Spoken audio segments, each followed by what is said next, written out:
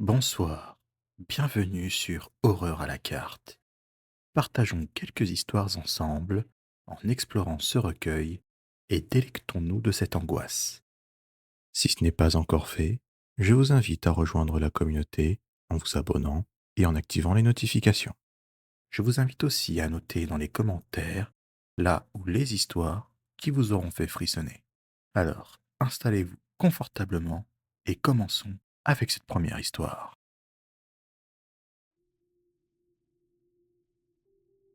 L'emprise démoniaque. Moi, c'est Lysia, j'ai 19 ans et je vis à Lisbonne. C'est la ville où je suis né et je connais presque tout ici. J'adore y vivre et je m'y sens en sécurité.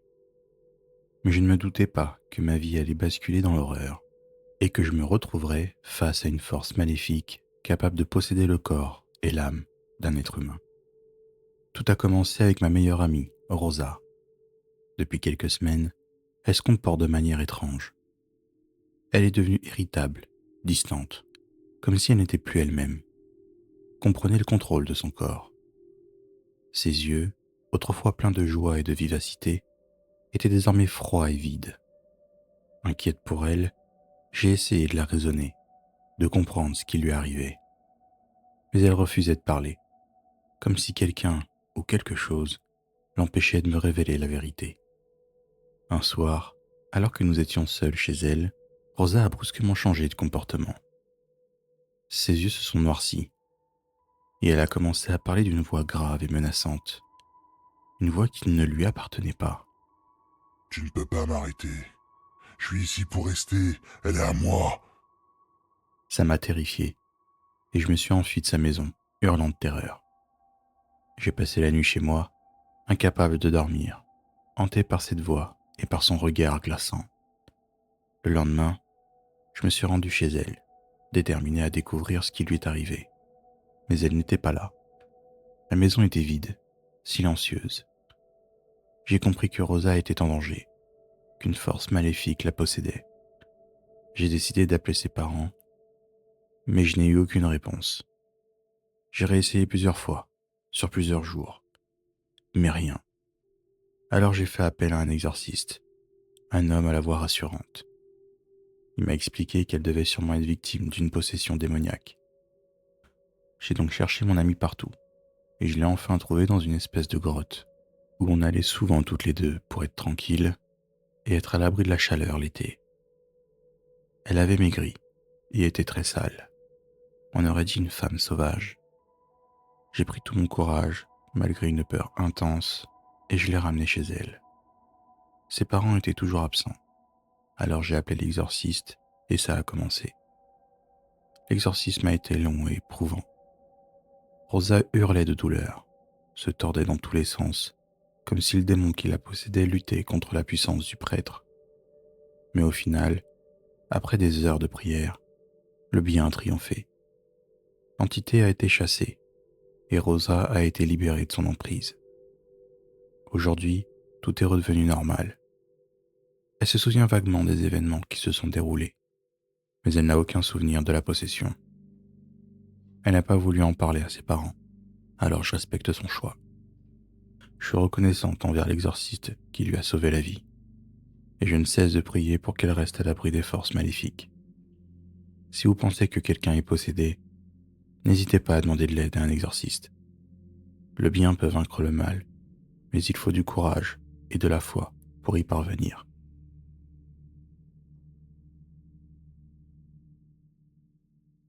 L'esprit de Mama Wata. Je m'appelle Femi, j'ai 17 ans et je vis à Cotonou, au Bénin. J'ai grandi bercé par les histoires de Mama Wata, la déesse des eaux, une entité mythique, à la fois crainte et respectée. J'ai toujours été fasciné par les mystères du lac Nokoué, un immense plan d'eau situé à quelques kilomètres de la ville. Les anciens racontent que Mama Wata y habite, caché dans les profondeurs. Un jour, avec mes amis Amadou et Ahmed, on décide de s'aventurer au lac. À peine arrivé, qu'on saute dans une barque et nous voilà sur l'eau. On y passe une excellente journée, à pêcher, à rire et à se charrier. On rigole sur le fait que cette légende n'est que du folklore, car on est là depuis des heures et que rien ne s'est passé, et que c'est même très calme et tranquille. Mais en fin de journée, l'atmosphère devient lourde, silencieuse, comme si une présence nous observait. Une brume épaisse s'est abattue sur le lac, nous enveloppant dans un voile opaque. Au milieu de la brume, une silhouette s'est dessinée. Une femme, à la peau claire, d'une beauté saisissante, vêtue d'une robe bleue. Ses cheveux longs et noirs descendent jusqu'à ses hanches. C'était Mama Wata, la déesse des eaux, apparue devant nous dans toute sa splendeur. Nous étions terrifiés, mais nous n'avons pu détourner le regard de sa beauté envoûtante. Ses yeux brillaient d'une lumière surnaturelle, et sa voix douce et mélodieuse résonnait dans nos têtes, comme une chanson hypnotique. Sa voix était douce et apaisante. Soudain, Mama Wata a tendu la main vers moi, ses doigts effleurant mon visage. Une sensation de froid intense m'a traversé, et j'ai ressenti une force invisible m'envahir. J'étais paralysé, incapable de bouger, comme si mon âme était prisonnière de son regard envoûtant. Mes amis ont crié et prié, essayant de me tirer de son envoûtement, mais c'était inutile. Elle me regardait, un sourire énigmatique aux lèvres. J'étais subjugué. Je comprenais que je n'étais plus maître de moi-même, que j'étais en danger, et que mon âme était menacée d'être emportée par les eaux profondes du lac. Dans un dernier effort, j'ai rassemblé toutes mes forces, et j'ai crié le nom de Dieu, le seul espoir qu'il me restait. À cet instant, la brume s'est dissipée, et Mama Wata a disparu, laissant derrière elle un silence assourdissant. J'ai réussi à résister, mais je n'étais plus le même. L'expérience m'avait profondément marqué, et je savais que j'allais frôler la noyade. Depuis ce jour, je respecte les légendes et les traditions, et je ne m'approche plus du lac Nokoué sans une certaine crainte. Si tu veux soutenir la chaîne, lâche un petit like, abonne-toi et active la cloche pour les prochaines vidéos. Sur ce, reprenons le cours de nos histoires.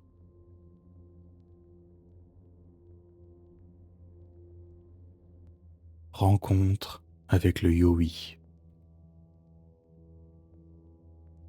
Moi c'est Kiran, j'ai 19 ans et je vis à Brisbane en Australie. Depuis tout petit, je suis fasciné et effrayé par les histoires du Yowie, cette créature humanoïde, poilue et solitaire qui hante les forêts australiennes. Certains disent que c'est un simple mythe, un produit de l'imagination des aborigènes. Mais d'autres, comme moi, croient qu'il existe et qu'il se cache dans la forêt, attendant sa proie. Un jour, avec mes amis Timothy, Alix et Salim, nous avons décidé de partir en camping dans la forêt de Bunya Mountains, une région réputée pour être l'habitat du Yowie. Nous marchions depuis des heures, suivant un sentier étroit et sinueux qui s'enfonçait de plus en plus dans la forêt. Et là, on a trouvé l'emplacement idéal pour planter nos tentes. Alors on s'installe et on commence à manger devant un petit feu de camp. Le soleil commence à baisser et les ombres s'allongent sur le sol. Au moment où on entre dans nos tentes respectives, un bruit sourd retentit dans les arbres, comme un grondement lointain. On se fige, la peur nous paralysant, et la curiosité nous pousse à aller voir. Timothy, le plus téméraire du groupe, a proposé de passer devant. On continue de chercher la source du bruit, prudent, scrutant les environs. D'un coup, Salim pousse un cri étouffé. Devant nous, dans la pénombre, se dresse une silhouette massive. Sa fourrure épaisse et noire recouvrait son corps massif, et ses mains longs et griffues pendaient à ses côtés. Ses yeux jaunes perçants nous fixaient, comme s'ils sondaient nos âmes. Nous étions terrifiés, mais nous n'avons pas pu détourner le regard de sa silhouette imposante. Le Yowie a émis un grognement sourd, un son profond et guttural, qui a fait vibrer les arbres autour de nous.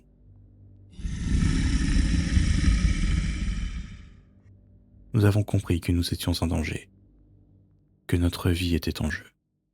Sans réfléchir, nous nous sommes enfuis, courant à travers la forêt, les branches nous fouettant le visage.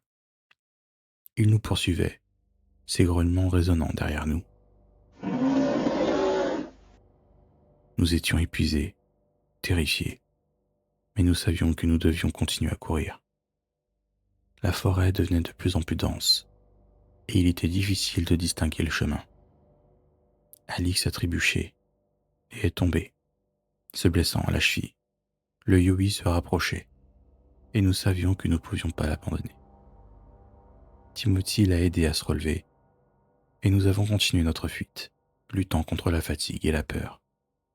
Après une course effrénée qui nous a semblé durer une éternité, nous avons réussi à le semer. Nous nous sommes réfugiés dans une caverne, tremblant de peur et respirant difficilement. Nous étions sauvés, mais l'horreur de cette rencontre nous marquera à jamais. Au lever du jour, après des heures d'attente dans l'angoisse du moindre son, nous avons quitté la forêt, traumatisés par l'expérience. Nous avons juré de ne jamais y retourner et de garder cette rencontre secrète. Nous savions que personne ne nous croirait, que nous serions pris pour des fous. Mais je sais ce que nous avons vu. Cette créature est bien réelle et elle est dangereuse. Si vous vous aventurez dans les forêts australiennes, soyez prudents, car vous pourriez bien le rencontrer. Cette expérience m'a changé à jamais. J'ai perdu ma naïveté et je sais désormais que le monde est un endroit bien plus sombre et mystérieux que je ne le pensais. Mais j'ai aussi gagné en sagesse et en courage. J'ai appris à faire face à mes peurs et à me battre pour ma survie.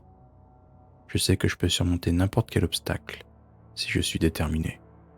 Et notre amitié est renforcée à jamais. On est liés par cette nuit d'angoisse.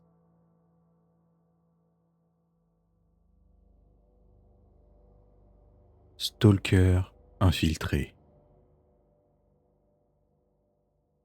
Salut, moi c'est Alexei et j'ai 24 ans. Je vis à Saint-Pétersbourg et ce qui m'arrive en ce moment est tellement flippant que je ne sais pas comment le gérer. Écoutez bien, parce que ça pourrait vous arriver aussi. Tout a commencé il y a quelques semaines. J'habite seul dans un petit appartement au centre-ville. Un soir, en rentrant du boulot, j'ai remarqué quelque chose de bizarre. La porte de mon appartement était légèrement entr'ouverte. Sur le coup, je me suis dit que j'avais dû mal fermer la porte en partant ce matin. En entrant, tout semblait normal. Rien n'avait été déplacé ou disparu. Les jours passent et je commence à ressentir une présence étrange. Des objets changent de place, des bruits de pas dans le couloir la nuit et une sensation constante d'être observé. Un soir, je rentre et trouve une note sur ma table de cuisine. Je t'observe. Là, je flippe. Je vérifie tout l'appartement, mais rien. Aucune trace de quelqu'un d'autre. Je décide d'installer des caméras de surveillance. La première nuit, rien. La deuxième nuit, rien non plus. Mais la troisième nuit, quand je regarde les enregistrements, je vois une silhouette entrer dans mon appartement avec une clé. La personne porte une capuche. Je ne peux pas voir son visage. Elle déambule dans mon salon, observe les caméras et repart sans rien toucher. Je décide de changer mes serrures et d'être plus vigilant. Mais la peur ne me quitte pas. Un soir, je rentre plus tôt que prévu. La porte est fermée, mais en entrant, je sens immédiatement que quelqu'un est là. J'entends un bruit dans ma chambre. Mon cœur bat à 100 à l'heure. Je prends un couteau de cuisine et avance lentement. J'ouvre doucement la porte de la chambre et là je le vois. Un homme, fouillant dans mes affaires. Il se retourne et c'est un visage familier. C'est mon voisin du dessus. Il a un sourire malsain et murmure: Je savais que tu rentrais tôt ce soir, et j'avais envie de te voir de plus près. Je perds mes moyens et crie. Il s'approche de moi, lentement, et je recule jusqu'à la porte d'entrée. Il me pousse contre le mur et commence à me dire combien il a aimé m'observer, combien il a apprécié entrer chez moi chaque nuit. C'est à ce moment-là que je réalise l'ampleur de sa folie. Heureusement, un autre voisin entend mes cris et appelle la police. Ils arrivent juste à temps pour le maîtriser. L'homme est arrêté et emmené. Il s'avère qu'il avait fait des doubles des clés de plusieurs appartements de l'immeuble et passé ses nuits à espionner les gens. Cette histoire me hante encore aujourd'hui. J'ai dû déménager, changer de ville même, pour essayer de retrouver un peu de paix. Mais chaque soir, en fermant la porte, je ne peux m'empêcher de vérifier 2 fois, 3 fois, si elle est bien verrouillée.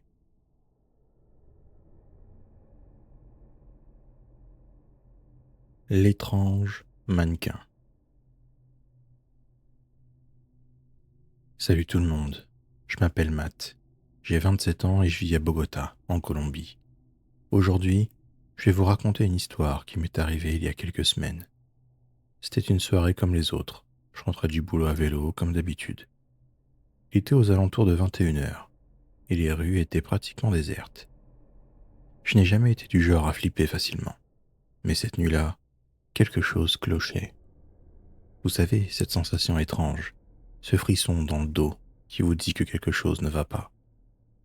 En passant près d'un parc, j'ai remarqué un mannequin de vitrine posé près d'un arbre. Il était parfaitement entretenu, comme neuf. Ce qui était bizarre, c'est qu'il n'y avait personne autour.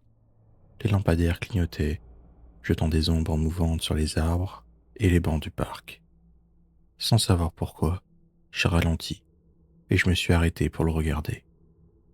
Alors que je le fixais, j'ai senti une présence bizarre autour de moi. Vous savez, cette sensation quand quelqu'un vous regarde intensément. J'ai scruté l'horizon, mais il n'y avait personne. Juste le silence de la nuit et le bruissement des feuilles dans le vent. Je me suis dit que je devais être fatigué, alors j'ai repris ma route. Le lendemain, en rentrant chez moi, j'ai remarqué quelque chose de plus étrange.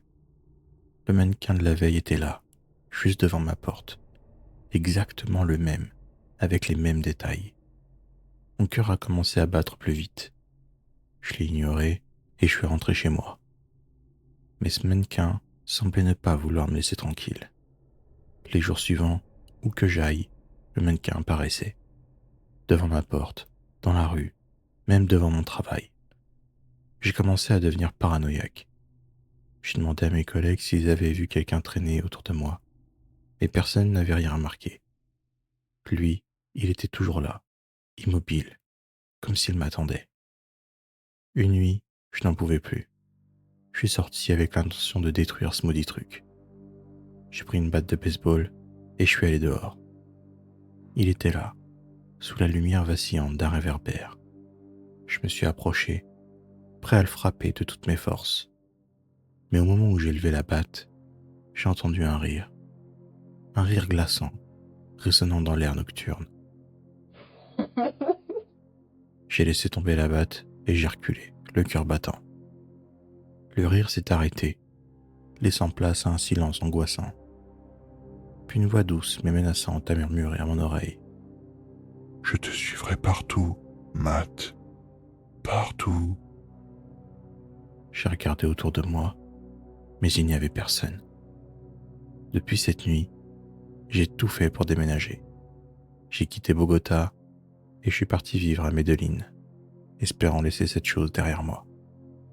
Mais parfois, dans mes rêves, je le revois. Et à chaque fois, il se rapproche un peu plus. Alors, si vous voyez un mannequin parfaitement entretenu, méfiez-vous. Il pourrait bien vous suivre partout, comme il l'a fait avec moi. Si ces histoires vous ont fait frissonner, n'hésitez pas à liker, à vous abonner et à activer les notifications pour les prochains épisodes. Un serveur Discord et une chaîne TikTok sont également disponibles, dont les liens se trouvent en description. Prenez soin de vous et à bientôt, j'espère.